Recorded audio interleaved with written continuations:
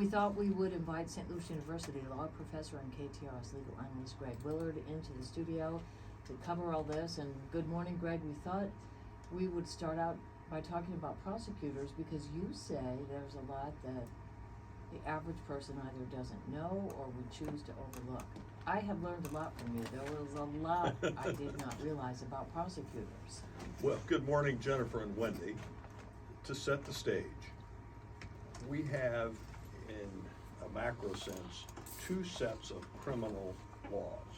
We have federal criminal laws that the Congress has enacted, and we have state criminal laws that state legislatures enact. Those criminal laws are enforced by prosecutors, federal prosecutors, state prosecutors. What I think a lot of citizens, including maybe many of our listeners, don't realize is among the most powerful public officials in America are prosecutors. And the reason that they are so powerful is what each of them and their offices can do to affect the daily lives of each of us and our listeners. So whether it's a federal prosecutor or a state prosecutor, they can file criminal charges, often referred to as an information. They can convene a grand jury and send out grand jury subpoenas and haul people in to testify. And they can charge crimes. Believe it or not, we have bad prosecutors. We have had, for the 230 years of our republic, bad prosecutors.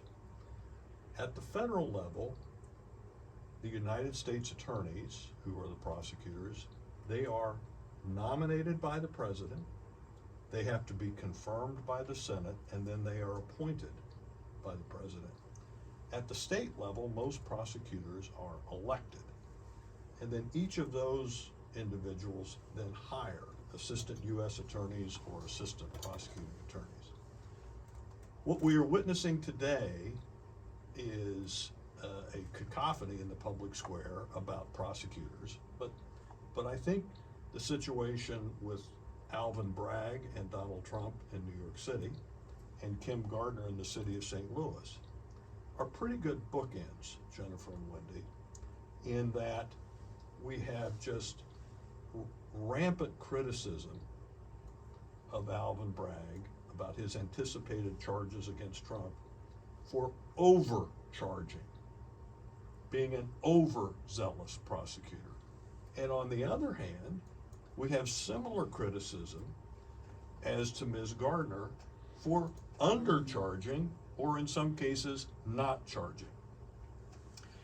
Our regular listeners have heard me say, well, that's why we have elections. I've said that many times. And as to the state prosecutors, that's right, that's why we have elections. But unfortunately, we also have laws. And that's where Ms. Gardner has run into a buzzsaw with the petition quo warranto that the Missouri Attorney General has brought, in large part because of her undercharging decision. So what we have then is we have this notion of prosecutorial discretion. It is a good thing, and we should all praise the fact that we have prosecutorial discretion. But at the same time, all of us, all of our listeners need to recognize that it is one of the most powerful powers that a public official in the United States has, and it can be misused and it can be abused. And we're seeing both instances right now in the public square with Mr. Bragg and the criticisms, and Ms. Gardner and the criticisms of her.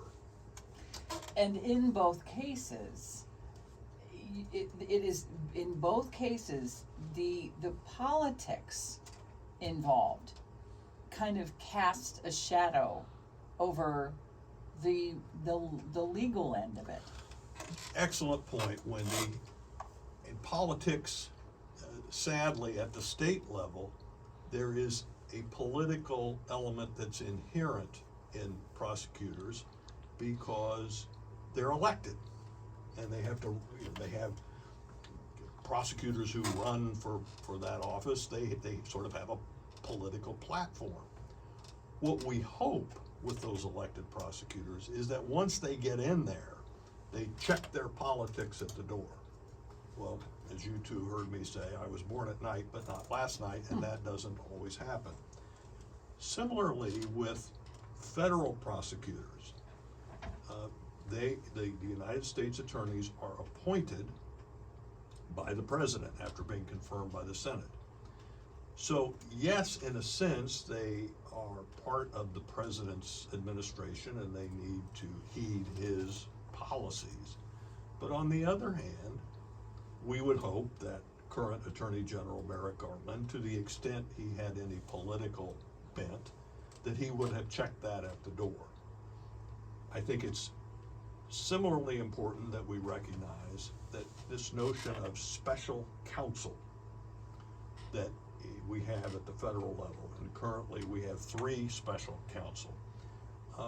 A lot of our listeners may not like the idea of special counsel, but they serve an important role, as to your great point, Wendy, and that is this, that because Merrick Garland was appointed by Joe Biden, there is an unavoidable sense that somehow he's beholden to the president. So by this vehicle of special counsel, that institution is designed to try to move away from that sense of being beholden. Many of our listeners will remember a textbook case of what I'm talking about, right here in St. Louis. Jack Danforth was appointed by Bill Clinton's Attorney General to be special counsel to investigate the Waco massacre. Oh, that's right.